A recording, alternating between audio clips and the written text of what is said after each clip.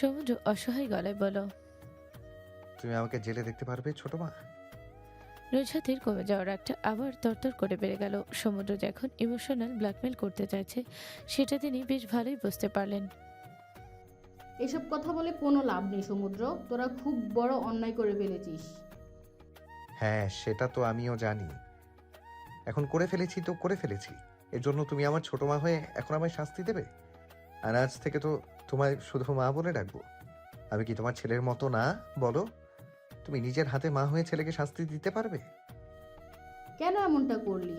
তোর মায়ের দিকে একবার তাকিয়ে দেখ, আমি নিশ্চিত উনি মনে মনে এখন ঠিক করছে যে কিভাবে তোদের এই বিয়েটা ভাঙা যায়, কিভাবে আবার নদীকে অপমান করা যায়। কিছুক্ষণ পর উনি কি বলবেন জানিস?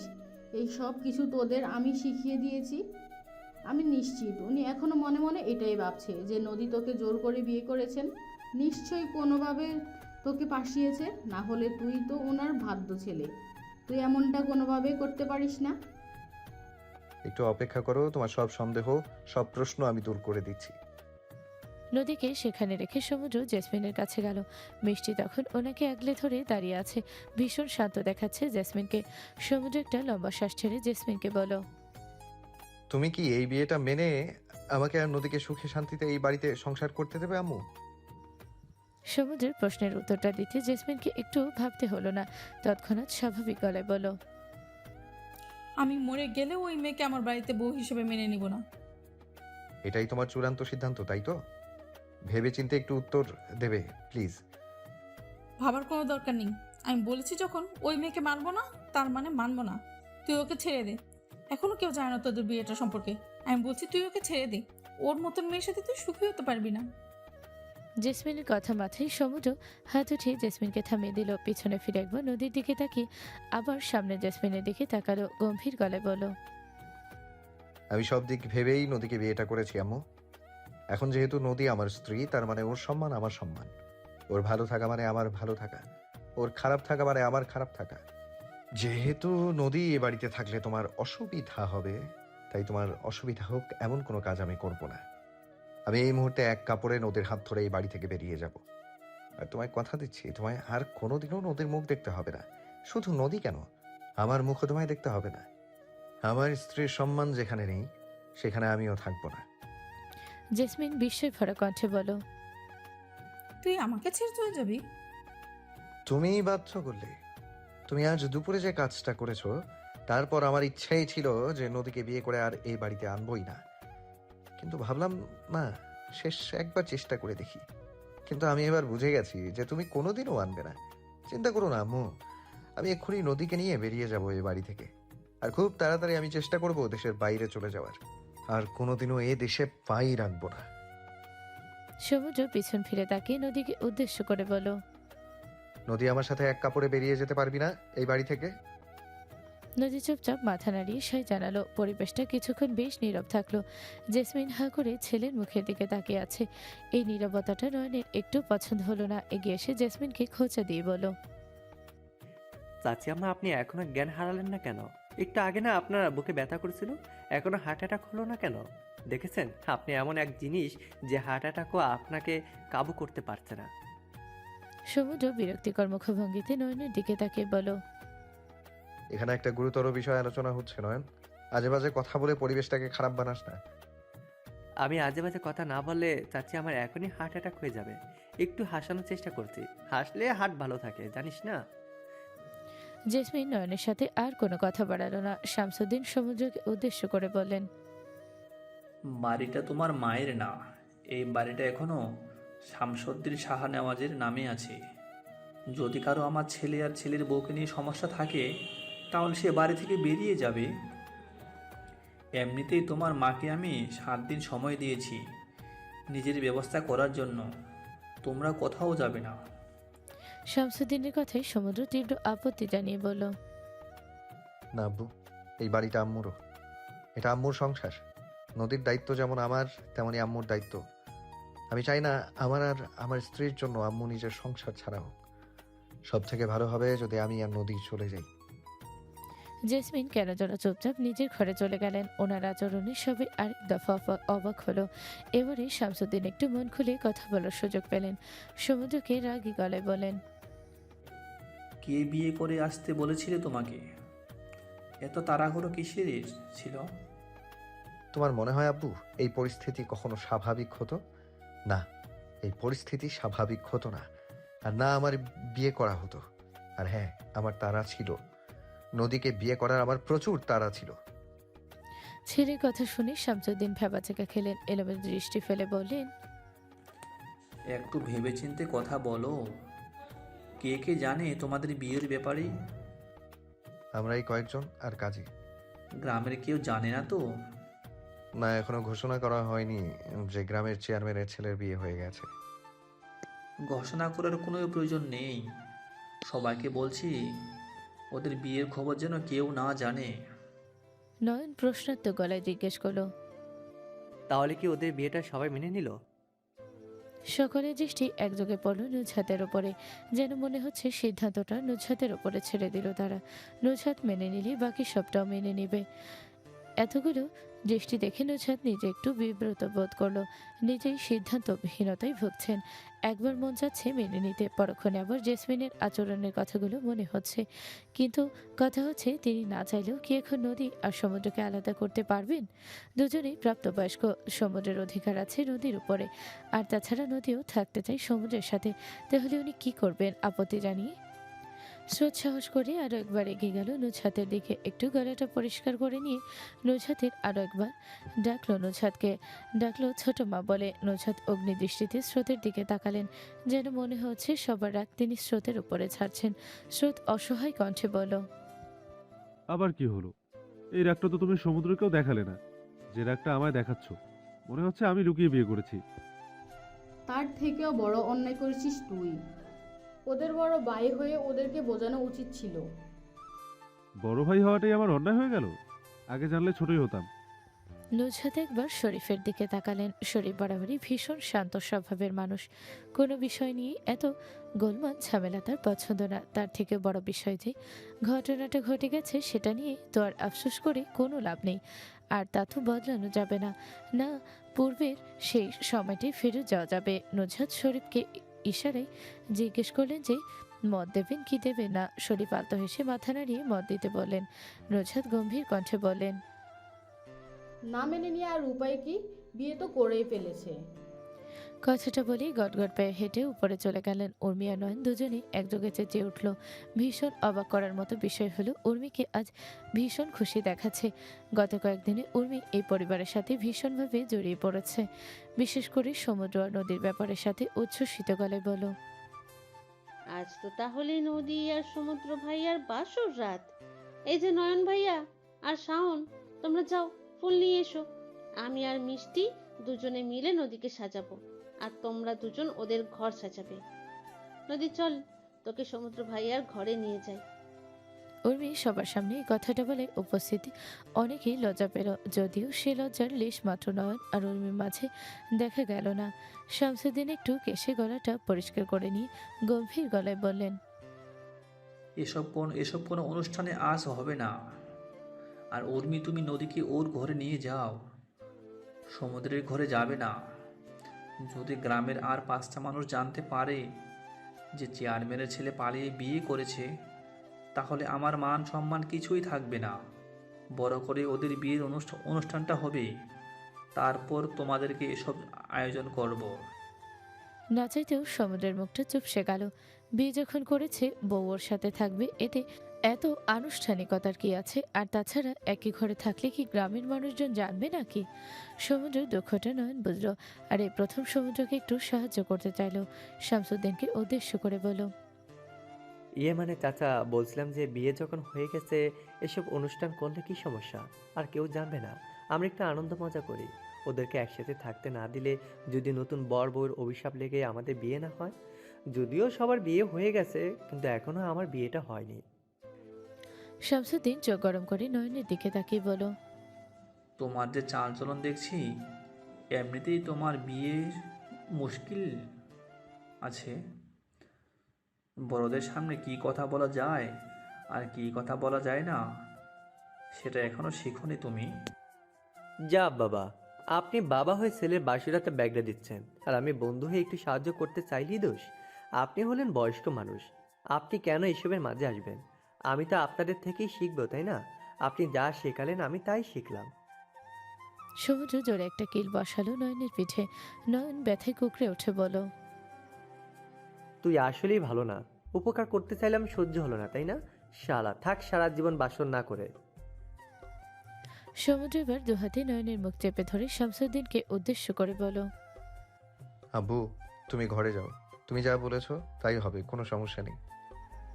শামসুদ্দিন সত্যি আর সেখানে থাকলেন না। নয়নের মুখের কোনো ভরসা নেই, না জানি আবার কখন কি বলে ফেলে।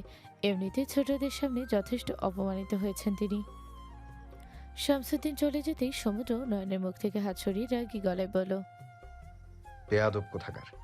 নয়নও পাল্টা রাগ দেখিয়ে বলল, এখন তো বেয়াদব বলবি, কাজ হয়ে গেছে যে। একটু আগে তো ফোন করে হাত পা ধরছিলে। তাই নাকি? আমার তো মনে নেই। এই পাল্টি খাচ্ছিস কেন? তুই কিন্তু এক প্রকার আমার হাত পা ধরে এখানে এনেছিস সমুদ্র, ভুলে যাস না। তুই নির্লজ্জ তাই এসেছিস, আমি কিছু বলিনি। নয়ন তবদা খেয়ে বসে রইল। সমুদ্র নদীকে উদ্দেশ্য করে বলল, ঘরে গিয়ে ফ্রেশ হয়ে একটু ঘুমো, ভালো লাগবে। সমুদ্রের ডাক শুনে উর্মি কপট রাগ দেখিয়ে বলে উঠল, এইসব কেমন ডাক সমুদ্র ভাইয়া? নদী এখন আর তোমার বোন নেই, বিয়ে করা বউ কি তুই তুকারি করছো কেন? এতদিনের অভ্যেস এত তাড়াতাড়ি বদলাবো কি করে? যত তাড়াতাড়ি বোন থেকে বউ বানাতে পেরেছো, ঠিক তত তাড়াতাড়ি তুই থেকে তুমিতে আসতে হবে। দেখি এখন একটু মিষ্টি করে ডাকো তো তুমি বলে। কথাটা বলে উর্মি ঠোঁট টিপে হাসল। একটু আগের অভিমান ভুলে গিয়ে নয়ন সমুদ্রের কাঁধে হালকা করে ধাক্কা দিয়ে বলল, শুধু বউ না রে ভাই, একটু সোনা বাবু যান এইসবও বলে ডাক। আমার তো আর বউ নেই, তোর ডাক শুনে আমি প্রাণ জুড়াই। সমুদ্রকে বলা শেষে নয়ন নদীকে বলল, আর এই যে ছোট নদী, উফ সরি, নদী ভাবে। আর তুমি একটু সমুদ্রকে ওগো বলে ডাকো তো। সমুদ্র বুঝলো এখানে আর বেশিক্ষণ দাঁড়ানো যাবে না। নয়ন যে কোনো সময় মান সম্মান খোয়ানোর মতন কথা বলে ফেলতে পারে। বিড়বিড় করে নয়নকে কয়েকটা গালি দিয়ে নদীর হাত ধরে ওপরে চলে গেল। নয়ন পিছন থেকে কয়েকবার ডাকলো, তবে কোনো সাড়া পেল না। মন খারাপ করে বসে রইল। উর্মি হাসতে হাসতে নয়নকে বলল, কি ভাবছো নয়ন ভাইয়া? নয়ন গালে হাত ঠেকিয়ে মুখ ভার করে বসে বলল, বন্ধু যখন বলো আয় আমার চোখের সামনে দিয়া, রঙ্গ কইরা হাইটা যায় ফাইটা যায়, বুকটা ফাইটা যায়, ও বুকটা ফাইটা যায়। সে রাতে আর বাড়িতে কোনো প্রকারের অশান্তি হলো না। সবাই অনেকগুলো দিন পর একসঙ্গে খুব শান্তি মতো রাতের খাবারটা খেলো। সমুদ্র আর নদীর বিয়ের সংবাদটা ঝিনুকের কানে এখনো পৌঁছায়নি। স্রোত কেন যেন বলতে পারেনি, মিষ্টিও আর এক বাড়িয়ে বলেনি। স্রোত অবশ্য কাউকে নিষেধ করেনি, কিন্তু কেউ ঠিকঠাক বলে উঠতে পারেনি ঝিনুকের কথাটা। ঝিনুক হয়তো এখনো স্বপ্ন দেখছে যে সমুদ্র ওকেই বিয়ে করবে। একদিন ঝিনুকি সমুদ্রের বউ হয়ে শাহনাজ বাড়িতে পা রাখবে, কিন্তু সে ঘুণাক্ষরেও টের পেল না যে তার সেই স্বপ্নটা ভেঙে গুড়িয়ে গেছে। সমুদ্রের বউ সাজার ঝিনুকের হলো না। রাত বেশ অনেকই হয়েছে। খাওয়া দাওয়া শেষে সবাই যে যার ঘরে ঘুমিয়ে পড়েছে, তবে ঘুম আসছে না সমুদ্রের চোখে। মন মানসিকতা, পরিস্থিতি কিংবা সময় সবটাই তার কাছে আজ কেন যেন আলাদা লাগছে। বারবার মাথায় একটাই ভাবনা আসছে, এখন তো ওর ঘরে নদীও থাকার কথা ছিল। বিয়ে যেহেতু হয়েছে, ওর বউ তো ওর সাথেই থাকবে, তাহলে কেন নেই? সমুদ্রের কেন যেন ভীষণ অস্থির লাগছে। বারবার শুধু এপাশ ওপাশ ফিরছে, চোখ বন্ধ করে আছে ঠিকই, তবে তাতে ঘুমের লেশ মাত্র নেই। শেষে বাধ্য হয়ে উঠে বসলো। মাথার নিচ থেকে বালিশটা নিয়ে কিছুক্ষণ সেটাকে জড়িয়ে ধরে বসে থাকলো। কখনো এমন হয় না, এত অস্থিরতা আজ অব্দি কখনো সমুদ্রের মাঝে কাজ করেনি। আজ নদীকে ভীষণ কাছ থেকে পেতে ইচ্ছে করছে। সবটাই কি তবে বিয়ের প্রভাব? সমুদ্র মনে মনে নিজেকে ভীষণ গালিগালাজ করলো। নিজের ওপর নিয়ন্ত্রণ রাখতে পারছে না জন্য বেশ বিরক্ত হলো। এসব কোনো ধরনের আচরণ শামসুদ্দিন নিষেধ করে দিয়েছেন। আর তাছাড়া নদী বা ওর সম্বন্ধে কি ভাবে? নিশ্চয়ই সমুদ্রকে চরিত্রহীন ভাবে। পরক্ষণে আবার সমুদ্রের মনে হলো নিজের বউয়ের কাছে তো যাবে, এতে চরিত্রহীনের কি আছে? ফোনটা হাতে নিয়ে সমুদ্র একবার ঘড়িতে সময় দেখে নিল। রাত 11টা পার হয়ে গিয়েছে। সমুদ্র একবার ডান দিকে দেওয়ালটার দিকে তাকালো। ওরা নদীর মাঝে শুধু এই দেয়ালটুকুই বাঁধা। ইচ্ছে করছে দেওয়ালটা ভেঙে নদীর ঘরে চলে যেতে, কিন্তু সেটা তো সম্ভব না। কেননা বইয়ের জন্য মনটা যতই উতলা হয়ে উঠুক না কেন, এই দেওয়াল ভাঙার ক্ষমতা সমুদ্র নেই।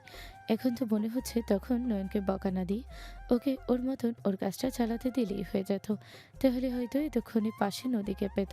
রাগে দুঃখে সমুদ্র নিজে দুহাতে নিজের চুল টেনে ধরল। কিছুক্ষণ নিজেকে গালিগালাজ করে আবার কাঁথা মুড়ি দিয়ে শুয়ে পড়ল। তবে আজ মনে হয় ঘুম ধরবে না। ঘুমও আজ সমুদ্রের সাথে শত্রুতা করছে। আরও বেশ কিছুক্ষণ এপাশ ওপাশ করতে করতেই 12টা পার হয়ে গেল। সমুদ্র এবারে একটা বেশ কঠিন সিদ্ধান্ত নিল। যাই হোক যাক না কেন, এখন সে নদীর ঘরে যাবেই, নদীর সাথে দেখা করবেই, এবং যদি মনকে রাজি করাতে না পারে তাহলে নদীর সাথে থেকে যাবে। যাহর সকালে দেখা যাবে, কাউকে না জানতে দিলেই তো হলো ব্যাপারটা। সকালে না হয় সবাই ঘুম থেকে ওঠার আগেই সমুদ্র আবার চুপি নিজের ঘরে এসে শুয়ে পড়বে। যেভাবে সেই কাজ। পা টিপে টিপে ঘর থেকে বের হয়ে খুব আস্তে করে দরজা লাগালো। এমনভাবে লাগালো যেন একটু শব্দ না হয়। উকি দিয়ে একবার বসার ঘরটা দেখে নিল যে কেউ জেগে আছে কিনা। না, সারা বাড়ি অন্ধকার, এত রাতে কেউ জেগে নেই। অবশ্য জেগে থাকবেই বা কী করে, সবাই তো নিজেদের বউয়ের সাথে ঘুমোচ্ছে। একমাত্র সমুদ্রের বউ নেই, সেজন্য ওর ঘুম ধরছে না। সমুদ্র নদীর ঘরে দরজার সামনে গিয়ে দাঁড়ালো। দরজায় নক করতে সমুদ্রের একটু ভয় করছে। এত রাতে আবার দরজায় কারাঘাতের শব্দে পেয়ে নদী ভয় পেয়ে চেঁচিয়ে না ওঠে। যদি এমনটা হয় তাহলে সমুদ্রের মান সম্মানের দফারফা হয়ে যাবে। অনেক চিন্তা ভাবনার পর অবশেষে সমুদ্র অনেকটা সাহস সঞ্চয় করে দরজায় দুবার টোকা দিল। নদীর কোনো সারা শব্দ পাওয়া গেল না। সমুদ্র আরেকবার টোকা দিল। এবার বাইরে থেকে ধীর গলায় নদী বলে ডাকলো। এবারে ভিতর থেকে নদীর গলার স্বর ভেসে এলো। কণ্ঠটা শুনতেই সমুদ্র বুঝতে পারলো যে নদী ভয় পেয়েছে। আর দেরি না করে তাড়াহুড়ো করে বলে উঠল, নদী, আমি সমুদ্র। ভেতর থেকে আর কোনো সারা শব্দ পাওয়া গেল না। কয়েক সেকেন্ডের ব্যবধানে নদী বিছানা থেকে নেমে এসে দরজাটা খুলল। এত রাতে এই ঘরে আসার কারণ নদী জিজ্ঞেস করতে চাইল, তবে সমুদ্রকে কোনো কিছু বলার সুযোগ না দিয়ে তাড়াহুড়ো করে ঘরের ভেতরে ঢুকে দরজাটা বন্ধ করে দিল। এত রাতে তুমি এখানে কি করছো? নদীর চোখে মুখে উপচে পড়েছে বিস্ময়। সমুদ্র সেই বিস্ময় কিংবা নদীর প্রশ্ন কোনো কিছুর তোয়াক্কা না করে এগিয়ে গিয়ে বিছানার উপর ধপ করে বসে পড়ল। বেডসাইডের উপর থেকে পানির গ্লাসটা নিয়ে ঢকঢক করে পুরো গ্লাসে পানি শেষ করে দিয়ে নদীকে উদ্দেশ্য করে বলো, ভয় পেয়েছিলি? পাবো না আবার? এত রাত্রে কখনো কেউ আসেনি আমার ঘরে। এখন থেকে আগামী কয়েকদিন প্রায়ই আসতে হবে। তুই বরং প্রতিদিন দরজাটা খোলা রাখবি, কেমন? নদী ভ্রু কুচকে বলো। কেন? সমুদ্র একটু বিব্রত বোধ করলো, একটু কেশে নিক উৎকণ্ঠা কণ্ঠটা গম্ভীর করে বলো, কেন বুঝতে পারছিস না? বুঝতে পারলে আবার জিজ্ঞেস করতাম নাকি? আরে বাবা, মানে আসলে আমাদের তো বিয়ে হয়ে গেছে। এখন রাত বিরাতে যদি আমার বউকে দেখতে ইচ্ছে করে তাহলে আসবো না? রাতে ঘুমাতে গেলে তোকে দেখার ইচ্ছে জাগবে, না দেখলে ঘুম আসবে না। ও মা, আমি কি ঘুমের ঔষধ নাকি যে আমাকে দেখলে ঘুম আসবে? সমুদ্রের দৃষ্টিভঙ্গি বদলালো, সেই সাথে সম্পূর্ণ অভিব্যক্তিও। হঠাৎ সমুদ্রের অভিব্যক্তি বদলে যেতে দেখে নদীও একটু থমকালো। সমুদ্রকে বিছানা থেকে উঠে নিজের দিকে এগিয়ে আসতে দেখে একটু জড়সড় হয়ে দাঁড়ালো। সমুদ্রের চোখ দুটো নদীকে ভীষণভাবে অস্বস্তিতে ফেল। নদীর পরনে তখন একটা ওভারসাইজ টি শার্ট আর প্লাজো, গলায় ঝুলছে একটা সুতি স্কার্ফ। আজ আর চুলগুলো বাঁধা হয়নি, সিলিং ফ্যানের বাতাসে সেগুলো স্বাধীনভাবে উঠছে। কয়েকটা চুল অবাধে নেই, মুখের উপর আশ্রে পড়ছে। নদী বিরক্ত হচ্ছে বটে, তবে সেগুলোকে সরানোর প্রয়োজন বোধ করছে না। নদী অবহেলাটুকু সমুদ্রের একদমই পছন্দ হলো না। আলতো হাতে চুলগুলো কানের পিঠে গুজে দিল, নিঃশাল গলায় বলল, চুলগুলোর প্রতি এত অবহেলা করিস কেন? নাকি আমার চোখে ঘোল লাগানোর জন্য এসব করছিস? এসব কিন্তু ঠিক না নদী। এমনিতেই নিজেকে সামলানো কঠিন হয়ে পড়েছে, তারপরে যদি তুই আরো আমাকে উস্কে দিস তাহলে কি করে হয় বলতো? সমুদ্রের গলা স্বরে নদী কিছুটা অপ্রস্তুত হয়ে পড়ল। মিয়ে যাওয়া কণ্ঠে বলো, কি বলছো এসব? আর তুমি ঘরে যাও, আমার ঘুম পাচ্ছে। সমুদ্র দুজনের মাঝে বিদ্যমান সামান্যটুকু দূরত্ব মিটিয়ে দিল। আরেকটু এগিয়ে গেল নদীর দিকে, তবে নদী আর পেছানোর সুযোগ পেল না। তার আগেই সমুদ্র খপ করে ওর হাতটা ধরে নিজের সাথে মিশিয়ে নিয়ে দাঁড় করালো। পড়বে নাই নিঃশালো গলায় বলল, যাওয়ার জন্য এসেছি বলে তোর মনে হয় নদী? তো কি করবে? তোর সাথে থাকবো। হিসাব মতো তো আমার আজ রাতটা তোর সাথে কাটানো উচিত ছিল, তাই না? কিন্তু হিসেবটা তো মিলছিল না কোনো মতে, তাই হিসেবটা মিলাতে গেলাম। বড় আব্বু তোমায় নিষেধ করেছে না? বলেছে আমাদের বিয়েটা বড় করে আয়োজন করা হবে, তারপর আমি তোমার ঘরে থাকবো। এখন যাও, না হলে আমি কিন্তু বড় আব্বুকে ডাকবো। তাই নাকি? কথাটা বলে সমুদ্র ঠোঁট বাঁকিয়ে হাসলো। সমুদ্র এসে হাসি নদীকে আরো বিব্রত করলো। সব কথা যেন গুলিয়ে ফেললো সে। সমুদ্র বুঝতে পারলো যে নদী এখন আর কিছু বলার মতন পরিস্থিতিতে নেই। কানের কাছে মুখ নিয়ে ফিসফিস করে বলল, হিসেবটা আজ পুরোটা শেষ করবো না, কিছুটা বাকি রাখবো। ঘুম আসছে না তোকে ছাড়া, তাই শুধু তোকে একটু জড়িয়ে ধরে ঘুমাবো। এর এর থেকে বেশি কিছু আর করবো না, প্রমিস। নদী সন্দেহী কণ্ঠে প্রশ্ন করলো, সত্যি বলছো তো? হ্যাঁ, সত্যি বলছি। শুধু তোকে শক্ত করে জড়িয়ে ধরে তোর গলার ভাঁজে মুখ ডুবিয়ে একটু ঘুমাবো। বিগত কয়েকটা রাত একটু ঘুমাতে পারিনি শান্তিতে। সারাদিন তোকে হারানোর ভয় মাথার মধ্যে চলতো। আজ থেকে সেই ভয়টা আর রইল না। তোকে নিয়ে আজ শান্তির ঘুম ঘুমাবো। সকালে ঘুম থেকে উঠে নিজের পাশে সমুদ্রকে দেখতে পেল না নদী। চোখ ডলতে ডলতে উঠে বসে ঘড়িতে একবার সময় দেখে নিল। সময় দেখতেই নদীর ঘুম ছুটে গেল। সকাল 10টা বাজে, আর এখনো নদী ঘুমোচ্ছে। দরজার দিকে তাকাতেই নদী দেখলো দরজাটা খোলা। বুঝতে পারলো যে সমুদ্র সকাল হতে না হতেই নিজের ঘরে চলে গেছে। নদী আর দেরি না করে তাড়াহুড়ো করে বিছানা থেকে নেমে হাত মুখ ধুয়ে নিচে যাওয়ার জন্য উদ্যত হলো। ঘর থেকে পা বাড়াতে নিচে থেকে চেঁচামেচির আওয়াজ ভেসে এলো। নদী কিঞ্চিত ভয় পেল। ভাবলো জেসমিন বোধহয় আবার নতুন করে কোনো অশান্তি শুরু করেছে। গুটি গুটি পায়ে এগিয়ে গিয়ে দোতলার করিডোরে রেলিং ধরে দাঁড়িয়ে একবার নিচে উকি দিল। নিচের দৃশ্য দেখে নদী চোখ বড় বড় করে তাকালো সেদিকে। আর জেসমিন কোনো অশান্তি করছে না। আদৌ এটা কোনো অশান্তি কিনা সেটা নদীর জানা নেই। দেখলো ঝিনুক 2 হাতে সমুদ্রকে জাপটে জড়িয়ে ধরে হাউমাউ করে কাঁদছে। সমুদ্রের চোখে মুখে তখন বিশ্বের ছাপ স্পষ্ট ফুটে উঠেছে। হাত দুটো ঝিনুককে স্পর্শ করেনি। কিং কর্তব্য বিমূঢ়ের ন্যায় তাকিয়ে আছে। ঠিক তখনই হন্তদন্ত পায়ে স্রোত ভিতরে প্রবেশ করলো। এই দৃশ্য দেখে সেও ঠিক একই রকম ভাবে অবাক হয়েছে। আশেপাশে বাড়ির অনেকেই দাঁড়িয়ে আছে। ঝিনুক ক্রন্দনরত কণ্ঠে সমুদ্রকে উদ্দেশ্য করে বলো, তুমি কেন আমারে বিয়া করলা না সমুদ্র ভাই? তুমি তো জানো, বলো, ঝিনুক তোমারে কত ভালোবাসি। তুমি তারপরেও আমারে থুইয়া ওই নদীরে বিয়া করলা। এখন আবার কি হইব কও তো? সমুদ্র যে ঝিনুককে সান্ত্বনা দেবে তেমন কোনো কথা তার কণ্ঠ দিয়ে বের হচ্ছে না। তবে নদী একটা বিষয়ে বেশ অবাক হলো যে কেউ ঝিনুককে কিছুই বলছে না, একটু আটকাচ্ছেও না। এক কোণে দাঁড়ানো জেসমিন নদীকে খেয়াল করলেন। তবে তিনি যে এই দৃশ্যটা উপভোগ করছেন কিংবা নদীর শুকিয়ে যাওয়া মুখটা দেখে খুশি হয়েছেন তেমন কিছুই মনে হলো না। এখনও তাকে বেশ স্বাভাবিকই দেখাচ্ছে। কিছুক্ষণ নদীর দিকে তাকিয়ে থেকে তিনি নিজের মুখ ঘুরিয়ে নিলেন। সবাই চুপ থাকতে পারলেও স্রোত চুপ থাকতে পারে না, যেহেতু বোন ওর, তবে দায়িত্ববোধটাও স্রোতেরই এগিয়ে এসে ঝিনুকের হাত ধরে ওকে সমুদ্র থেকে ছিটকে সরিয়ে রাগান্বিত কণ্ঠে বলো, কি বাচ্চামো শুরু করেছিস তুই ঝিনুক? সমুদ্র আর নদীর বিয়ে হয়ে গেছে, এই কথাটা যত তাড়াতাড়ি তুই মেনে নিতে পারবি ততই তোর জন্য মঙ্গল। আমি মানুম না ভাই, আমি পারুম না মানতে। তুমি তো জানো আমি সমুদ্র ভাইরে কত ভালোবাসি। তুমি এটা আমার লগে কেমনে করলা ভাই? তোমার কাছে তোমার নিজের বোন থেকে ওই নদী বড় হইয়া দাঁড়াইলো। তোমরা সবাই আমারে ঠকাইলা। কেউ তোকে ঠকায়নি। আমরা কেউ কি তোকে কখনো বলেছিলাম যে তোর সাথে সমুদ্রের বিয়ে হবে? না সমুদ্র তোকে কখনো কথা দিয়েছিল যে ও তোকে বিয়ে করবে? তুই নিজের ভালোবাসার কথা বলেছিস, বিনিময়ে কি সমুদ্র কখনো তোকে বলেছিল ও তোকে ভালোবাসে? বলেনি ঝিনুক, বরং ও বারবার করে তোকে বলেছে ও যে তোকে ভালোবাসে না, শুধুমাত্র বোনের চোখে দেখে। তাহলে তুই আমাদেরকে কেন দোষারোপ করছিস? ভুলটা কি তোর না? সব ভুল তো খালি ঝিনুকেরই। তোমরা সবাই ভালা, সব থেকে ভালো হইতাছে তোমাকেও নদী, আর সব দোষই ঝিনুকের, তাই না? নদীকে টানবি না ঝিনুক। বোকামিটা তুই করেছিস সারা জীবন, আর এখন ভুলটাও তুই করছিস। বাড়ি চল।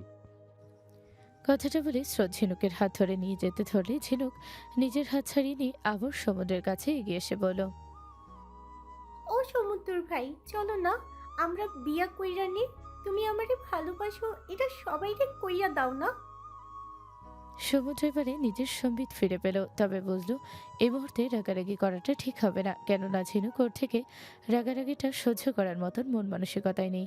ঠান্ডা কণ্ঠে বোঝানোর ভঙ্গিতে বলল, শোন ঝিনুক, যদি আমি তোকে ভালোবাসতাম তাহলে তোকেই বিয়ে করতাম। নিশ্চয়ই তোকে ভালোবেসে আমি নদীকে বিয়ে করতাম না, তাই না? আমি নদীকে ভালোবাসি, সেজন্য নদীকেই বিয়ে করেছি। ঝিনুক রাগান্বিত কণ্ঠে বলল, বারবার এই এক কথা কেন কও? একটু আমারে ভালোবাসো কইতে পারো না? নদীর মধ্যে কি এমন আছে যা আমার মধ্যে নেই? ও সমুদ্র ভাই, আমারে ভালোবাসো না একটু? দেখো, আমি তোমার নদীর থেকে তোমারে বেশি ভালোবাসো। প্লিজ ঝিনুক, বোঝার চেষ্টা কর। এখন আর এসব সম্ভব না। আমি কি তোকে সবসময় বলে আসিনি যে আমি তোকে বোনের নজরে দেখি? সবার প্রতি ভালোবাসা আসে না ঝিনুক। নদীর প্রতি এসেছে, তোর প্রতি আসেনি, আমি কি করব? ঝিনুক ছলছল দৃষ্টিতে তাকিয়ে বলল, আমারও যে খালি তোমার প্রতি ভালোবাসা আইছিল সমুদ্র ভাই, আর কারোর প্রতি তো আসে নাই। আমি কি করুম কও? আমার কি দোষ? আমি একবারও বলিনি যে তোর ভালোবাসাটা দোষ, কিন্তু তুই ভুল মানুষকে ভালোবেসেছিস যে তোর ভালোবাসার মূল্য কখনোই দিতে পারবে না। আমি অনুরোধ করছি, নদীর সামনে এই কথাগুলো বলিস না। ও খুব কষ্ট পাবে। ও তোকে খুব ভালোবাসে, কিন্তু তোর চোখে ওর জন্য যে ঘৃণা তৈরি হয়েছে সেটা ওকে খুব কষ্ট দেবে।